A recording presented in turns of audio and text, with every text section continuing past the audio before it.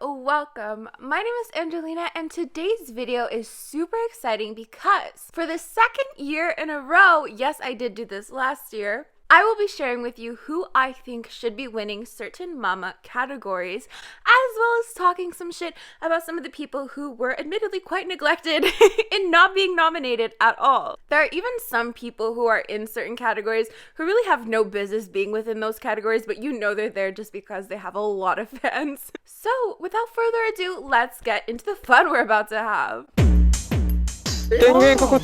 So basically, Mama is the Mnet Asian Music Awards, and again, they seem to be under fire for neglecting quite a few people, notably Stray Kids, G-Friend, G-Idol, Everglow. And I have to kind of agree, like, there are some major key players missing within some of these nominations, and some of the nominations literally make zero sense, and we will touch on that a little bit later. But I did want to take a deep dive into some of the categories and share with you who I think should win in the most objective way possible. I'm also going to add in a few of my own nominations if they're not there already. So welcome to my video critical analysis essay. I don't even fucking know. But that doesn't mean you shouldn't give me a good grade in the comments below. If it's not A+, we're shutting this shit down. But before we get into this video, please make sure you subscribe to this channel. I have decided to open my subscriptions until Christmas. So you better get in there while you can because they will be closed after Christmas indefinitely. You can also join my channel members to get a cute little Kevin emoji next to your name and potentially see videos earlier than everyone else. Little bit of a disclaimer before we start. These are based on my opinion. Maybe this group doesn't deserve to win dance performance. Maybe they really don't even deserve to be nominated, first of all, being on my circus, but maybe they deserve to win best worst use of denim, which we'll get into at the end of the year with my own award show. Just because I don't think they deserve to win this category doesn't mean they wouldn't be great for another category, you know? Everyone deserves to win, all that jazz. But nevertheless, please try not to take this too personally. This is ultimately based on what I like, and though I'm going to try to be as objective as possible, obviously, it's going to have some subjectivity to it. What I mean by objective is that I absolutely will not pick someone to win a category just because they're my faves or just because I like them. Let's start with best dance performance categories. So we have male, female, and solo categories. I did want to focus on categories that most relate to this channel. So obviously we're not going to spend a lot of time on like best OST. Do you know what I mean? In terms of dance performances, I had originally taken live vocals into consideration and I based an entire 6 pages of notes based on, you know, whether or not they were singing live. And I was like describing what kind of live vocals they were, if they were doing like a live all recording performance, you know, if they were like literally just lip syncing. And then I'll have you know, I realized that there was a best vocal performance category, and then all this went out the window essentially. Like dance performance, I thought like the performance aspect meant like I could talk about live vocals, but like literally dance performance is just dance and performance.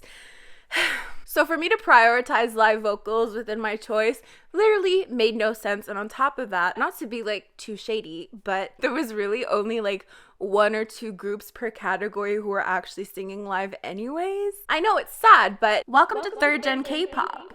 So my new criteria is obviously choreography. How nice is the choreography? But it's also paired with stage presence. So how good is their energy? What are their facial expressions like? But just know I'm going to be saving best performers for my own end of year awards show, which includes live singing and dancing simultaneously. So for best female dance performance, our first nomination is IZ*ONE with their song Secret Story of the Swan. So right off the bat, they are obviously quite a numerous group. You know, there's a lot of members, so they have already the advantage to create big stories with the amount of members that they have. You know, they're able to take up a lot of space and make super great use of their numbers, and they definitely do that. And I actually think it's a really pretty choreography. You know, I would kind of describe it as somewhat delicate, but then there's these hard-hitting, really energetic moments that come out of nowhere. And there were definitely a few members who like really stood out in terms of their stage presence and their energy for sure. Next up, we have Red Velvet Psycho, which I was honestly quite surprised was on this list. Like when I think of Psycho, I think of really beautiful vocals, even though SM really loves LAR performances, but that's not my circus right now. The song itself is actually very beautiful, but admittedly there are some killing parts within the choreography that I think really stand out. You know, you have the opening and closing leg movements within the chorus, and then of course the psycho part.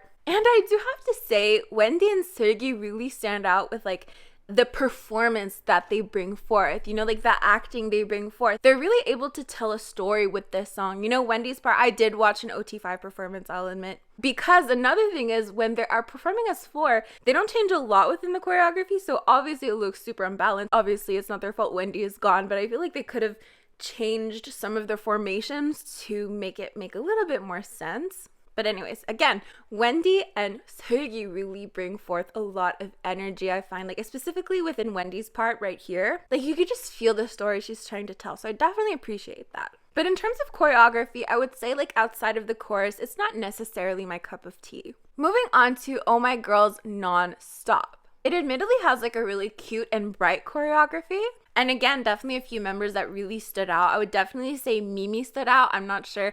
I was just reading like the subtitles and it says whose member name it is. I don't personally know her, but like her part definitely stood out to me in terms of energy.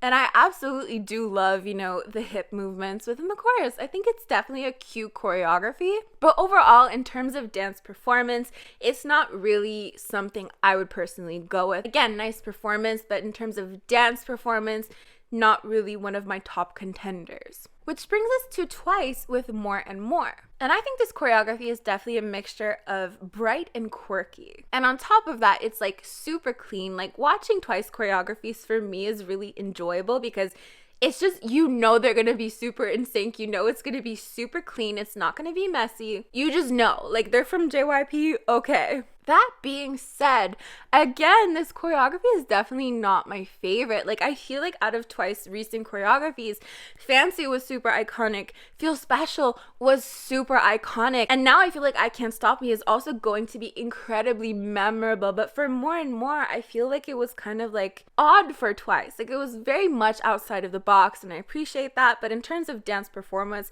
yes, they're amazing dancers and they do a really good job at what they do, but I personally feel like I Can't Stop Me just had that extra something and would have been a better nomination, even though it was released probably too late for it to be nominated. To be really honest with you, I think I would have added Mamamoo to this category with Hip because they definitely have really amazing energy, and I always appreciate Mamamoo's stage presence. I find the stage presence is like quite subtle, right? It's not too much. There's no such thing as too much stage presence, but if we had a scale of stage presence from like clean to chaotic, I feel like Ateez would be on the chaotic side, but Mamamoo would be on the clean side, and not one is better than the other. It's just a spectrum. But you know, I'm just trying to describe what their stage presence is like. I feel like it's very clean, very subtle, but it's still there. But for whatever reason, this song was actually nominated for Best Vocal Performance. And I have a lot to say about this because, you know, a lot of songs within this category, within Best Dance Performance, admittedly,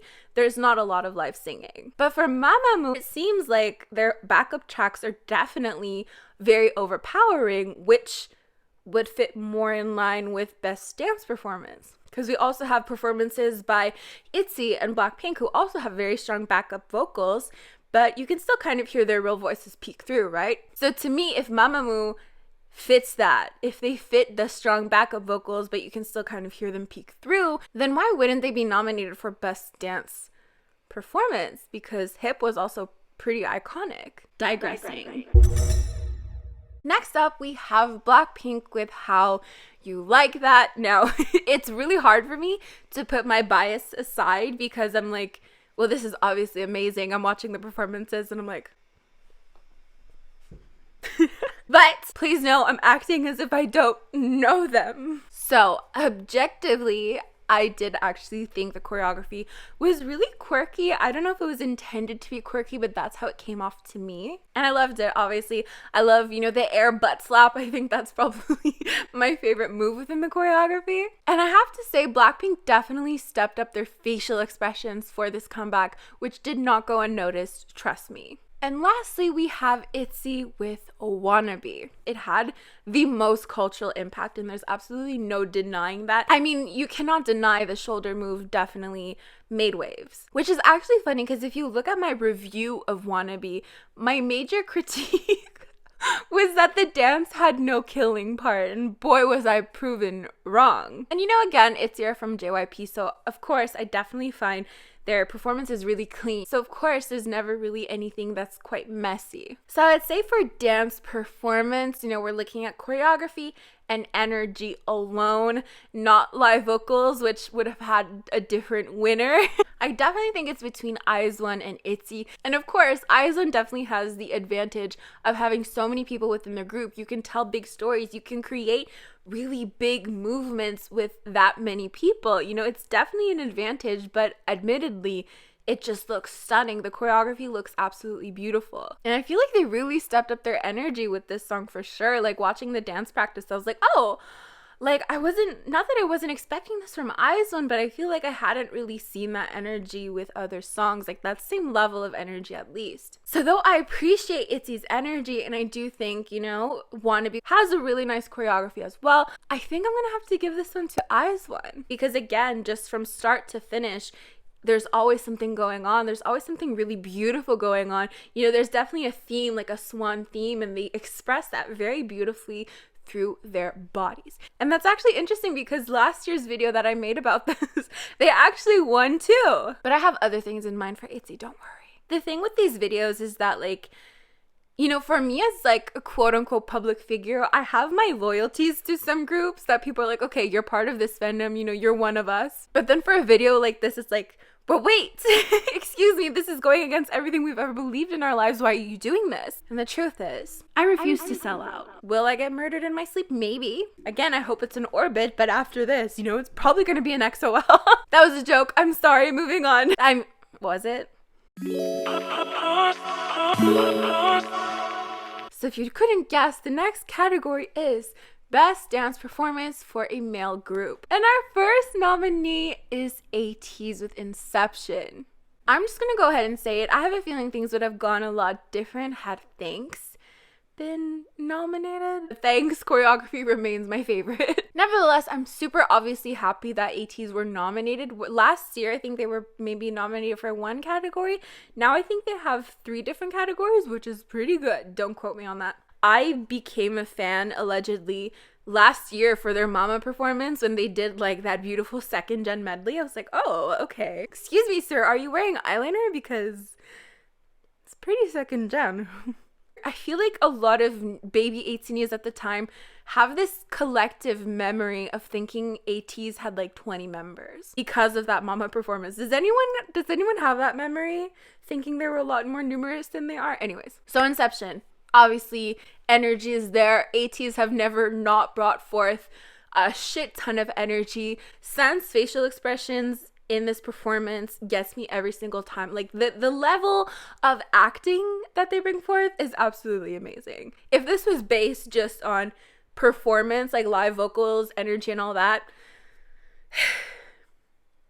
or if it was Thanks, don't go there. I definitely love some parts of the choreography, but admittedly, I think some of it is a little bit awkward. Don't get me wrong, this dance totally tells the story of some very melodramatic second gen love story, and I'm here for it, but it's admittedly not my favorite choreography of theirs. Moving on to EXO with Obsession. Now I'm gonna put my traumatic experience from 2019 aside for this, and we're just going to say, it's amazing, and we're just going to end the video here. Okay, but seriously, there was a lot that I did love about the comeback, though, that was overshadowed by people thinking that I was accusing EXO of copying BTS, even though Chris flew first in the 2012 Chinese version of the Mama music video. But not my circus. I definitely think it's cool, like, right off the bat from the beginning, they kind of, like, throw themselves on the ground, so it's, like, already pretty intense from the beginning. But similarly to Inception, like, I think there's some parts that are pretty cool. Some parts are a little bit more awkward. No, I did not get permission to say that. But it's just my own interpretation of it. So again, like, they're great performers. It's just not necessarily my cup of tea in terms of the choreography. Which brings us to another SM group, NCT 127. Kick It had so much cultural impact. I have to say, I had never seen the performance in its entirety before this video, and yet I already knew the killing part of the choreography. That's how much I'd seen it on TikTok. That's how much I'd seen other idols covering the song as well. Same goes for Itzy, like so many groups covered the song, especially like the shoulder part, right? But yeah, overall, really amazing energy from NCT 127, but outside of the chorus, the choreography just wasn't really keeping me interested. So again, not my favorite choreography. So now I'm here to squash the rumors of people who think that I just blatantly hate TXT.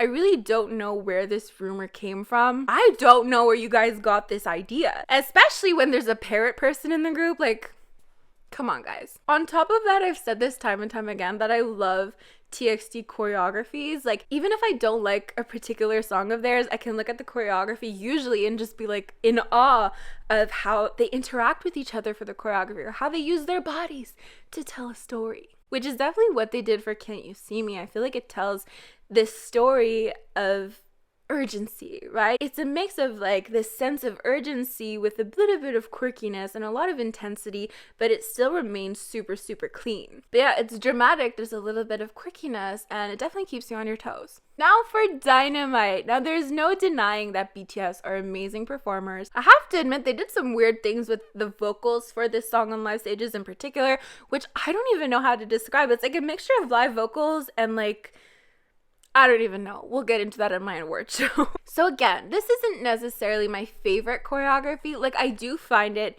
super, super fun. Like, it's definitely an element that helps support the fun nature of the song, right? But in that sense, it is like a support to the song, right? So in that sense, I think it would be better suited for another category. However, my friends, I really do feel as though Stray Kids were really neglected in this category, and I'm not saying that just because I've read many a comment about this on my channel. I actually fell in love with God's Menu after promotions were ended for a while, and I slept on it at first. I was like, I really don't care for this song, and then for some reason I looked at it and I was like, wait a minute, this is kind of good. But admittedly, they deserve to be nominated in this category. Their energy is amazing, and I have to say, the live vocals, yeah.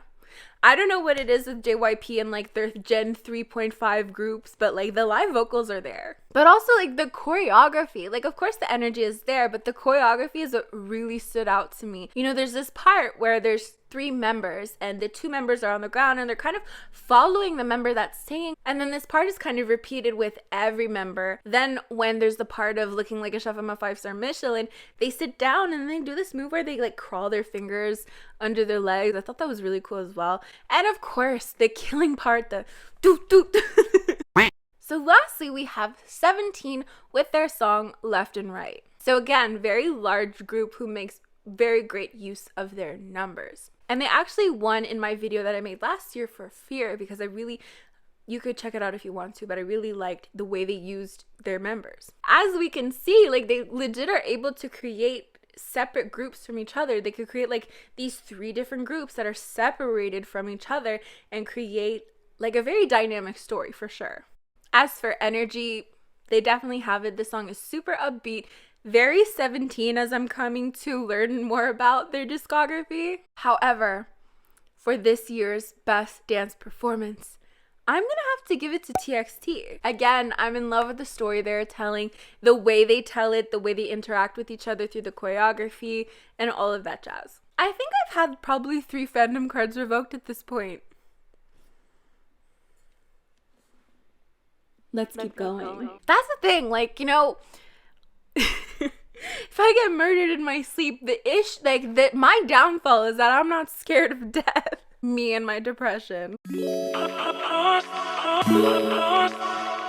So now we have the last category within dance performance, and it is solo. Had I done the original script for this video, I would not have made it to the next video, and I'll tell you why later. So the nominations we have are Kang Daniel with Who You Are, Sunmi's Porapipam, I like it, Jessie's Nununana, Taemin's Criminal, and Hwasa's Maria. So if we're talking about live vocals, I just want to talk about it for like 2 seconds. Jessie and Hwasa, live vocal queens of this category, which is incredibly surprising because After seeing Sunmi's performance of JYP for When We Disco, I was just like, all of her performances must be that raw. Like, I hadn't heard raw vocals like that in like a good 5 years. But you know, this isn't the vocal category. So for Jessie's Nununana, culturally impactful, I definitely think so. Definitely saw this song a lot on TikTok. A lot of celebrities came in on this trend. And Jessie's stage presence is absolutely no joke. The way she like will yell to catch your attention. She just demands people's attention, and she knows how to give really amazing energy. As for Hwasa, I feel like she does have amazing stage presence, but it's done in a different way. It's a lot more subtle, as I expressed previously with Mamamoo performances. You know, she can kind of give a certain look, and it's like, ooh, okay. Both of these solo performances, I would absolutely put them in best vocal performance, because it literally makes no sense for them to be here. They're both singing and dancing live. But I digress. Let's move on to Taemin with Criminal. So I know someone's gonna come at me. I feel like SM really love LAR performances, so it's a live all recording performance. For Red Velvet, for EXO, for NCT 127, even for Taemin, it's technically the idol's live vocals, but they're performing over a recorded track of their live vocals, and it's not technically in real time. So for example, in Red Velvet Psycho, you'll hear Seulgi breathing at the exact same time in every performance because it's the same track being played. And for Taemin, you'll hear him breathing, but his mic is completely away from his face, which, to be honest with you, it would make no sense for you to even expect someone to be able to sing and dance some of these songs. Like, absolutely make zero sense. Especially with such an intense dance like this, mixed with such soft vocals. Like, it would be really hard if you're out of breath to push out such soft vocals. You'd pretty much need to yell, which is why I think Itzy performances have the best live vocals, because they're made in a way that you can push out your vocals while singing and dancing. But that's just my theory. As for Sunmi and Kang Daniel, I like their performances for sure. Porapipam was definitely an experience all on its own. I just feel like they would fit different categories, if that makes sense. Like, again, they offer like a whole experience that are not just exclusively within the dance of it all. So if I could add someone to this category, I would definitely add in Hyorin with her song Say My Name. Live vocals aside, you know, she brings forth incredible energy, incredible stage presence, and she deserves better. In terms of who I think I should win, I'm gonna tell you, when I was prioritizing live vocals in the original script, Jessie won, and I was like, the Taemin stans are going to come after me. After the Taemin incident of 2010, I can handle anything. But you gotta give it to the guy. In terms of best dance performance, it has to go to Taemin. From like the starting point of the choreography, it's already super intense. His stage presence, his facial expressions, the way he evokes emotions through the movements of his body. He wins this category hands down for dance performance.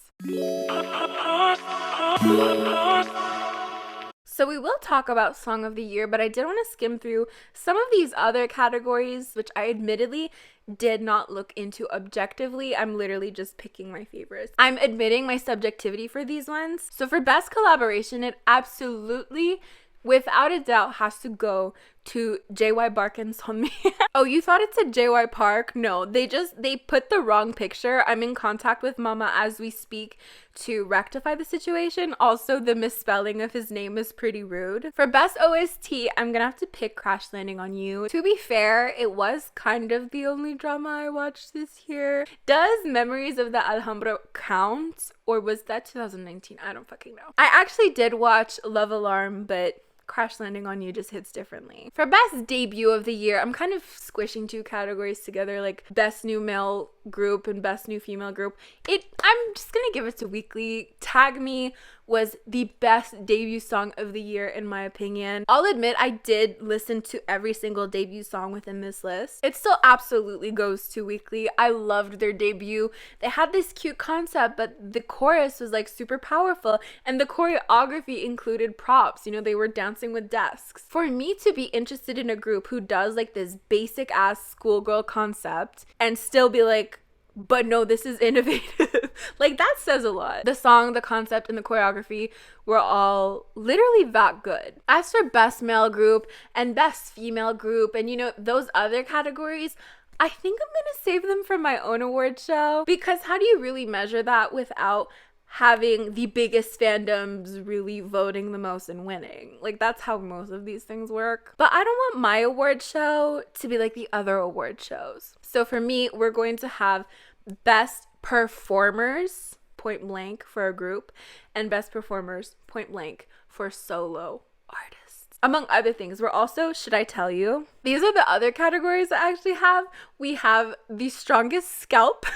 I'm telling you, we're not doing this traditionally. Like, what's the fun in that? Some of these categories you guys will get to vote on. Some of them it's just, again, kind of like a video like this, but it's gonna be different. We have the worst use of denim. Then we have not the worst use of denim.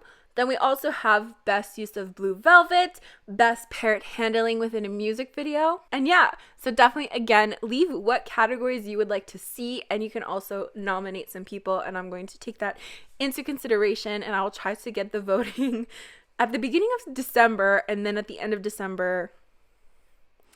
I don't know when to do this. Okay, admittedly, I'm confused on how to do this. This is a pretty big project. But yes, the biggest category, hands down, is Song of the Year.